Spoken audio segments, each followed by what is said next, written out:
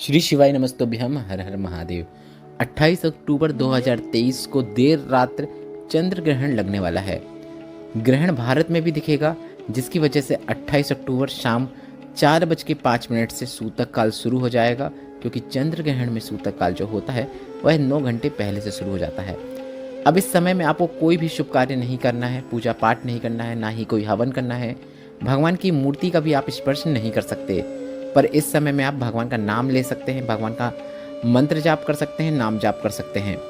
अब गुरुजी पंडित प्रीति मिश्रा जी ने लगभग शरद पूर्णिमा की रात्रि में किए जाने वाले 10 से अधिक उपायों की जानकारी दी थी, जिन्हें आप रात्रि में कर सकते थे, पर रात्रि में सूतक काल होने की वजह से आप उन उपायों को नहीं कर पाएंगे। इस वीडियो में आपको सिर्फ उन 4 विशेष उपायों की जानकारी दी जा रही है जो आप इस शरद पूर्णिमा में सुबह कर सकते हैं और अपनी मनोकामना को कार्तिक पूर्णिमा आने के पहले पूर्ण कर सकते हैं। उपाय आपको इसी वीडियो के माध्यम से समझाने का पूरा प्रयास करेंगे। वीडियो के माध्यम से कुछ उपाय करके भी दिखाएंगे, ताकि वे उपाय आपको आसानी से समझ में आ सके और आपको उपाय करने में कोई भी गलती ना हो। आप अपनी आवश्यकता के अनुसार 4 में से कोई एक उपाय कर सकते हैं, या फिर आवश्यकता के अनुसार 1 से अधिक उपाय भी कर सकते हैं, और इन उपायों को करके आप इस शरद पूर्णिमा के पावन अवसर का पूरा लाभ प्राप्त कर सकते हैं। सबसे पहले मैं आपको बता दूं, किसी भी प्रकार की मनोकामना पूर्ति का गुरुजी ने शरद पूर्णिमा का एक सरल और आसान उपाय बताया है। गुरुजी ने कहा, किसी भी मनोकामना को मन में रखते हुए आप यह उपाय कर सकते हैं। कार्तिक माह की पूर्णिमा आने से पहले आपकी वह मनोकामना पूर्ण होती हुई नजर आएगी। यह उपाय करने के लिए आपको 1 लोटा जल, 5 बेलपत्र और 1 कमल गट्टे की आवश्यकता होगी।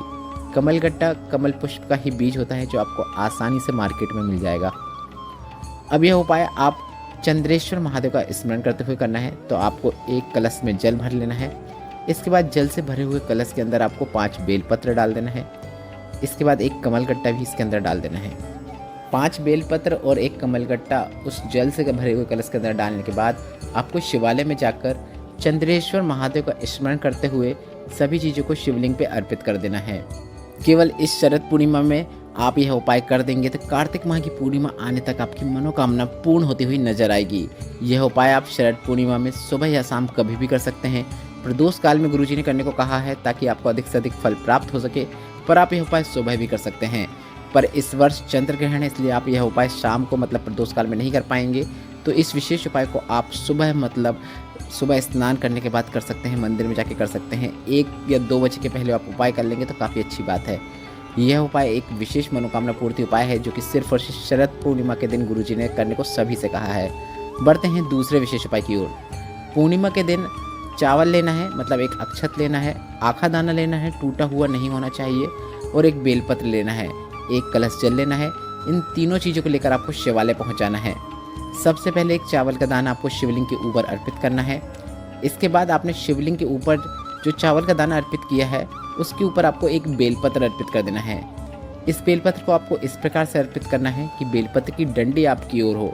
अधिकतर उपायों में गुरुजी बेलपत्र की डंडी को अपने से विपरीत ओर करने को कहते हैं, पर इस पूर्णिमा के उपाय में गुरुजी ने बेलपत्र की डंडी स्वयं की ओर, मतलब जहाँ से बैठकर आपने चावल का दाना अर्पित किया है वहाँ पर रखने को कहते हैं। तो आपको बेलपत्र की डंडी अपनी ओर रखना है, और जब आप बेलपत्र को उस चावल के दाने के ऊपर अर्पित करेंगे, अक्षत के ऊपर अर्पित करेंगे, तो आपको अर्पित करते समय चंद्रमौली महादेव का नाम स्मरण करना है और अपनी कामना बोलते हुए अर्पित कर देना है। इसके बाद 1 कलश का जल जो आपने लाया है, उसे आपको शिवलिंग के ऊपर अर्पित कर देना है। जहाँ पर आपने बेलपत्र अर्पित की है, अक्षत अर्पित किया है, वहाँ पर पूरा जल कलश से जल अर्पित कर दीजिए।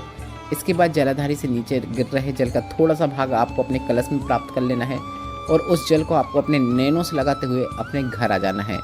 अगली पूर्णिमा तक आपकी मनोकामना आपको पूर्ण होती हुई नजर आने लगेगी। बढ़ते हैं तीसरे विशेष उपाय की ओर।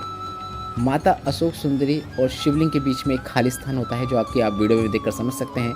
यह 8 सिद्धियाँ, 9 निधियाँ और 64 योगिनियों का स्थान होता है।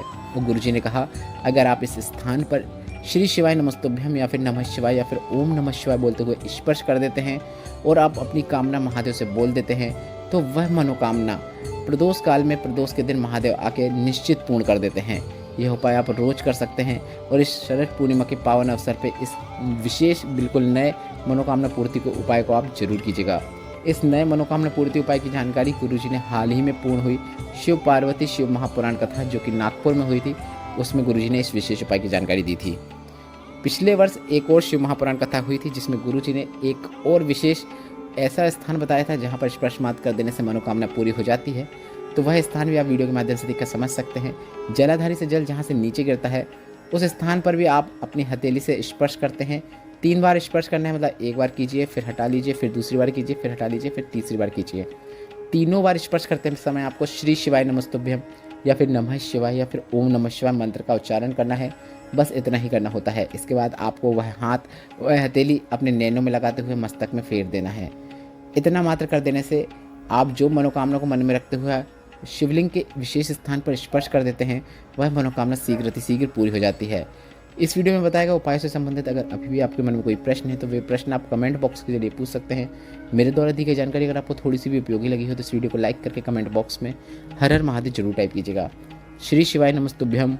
हर हर महादेव।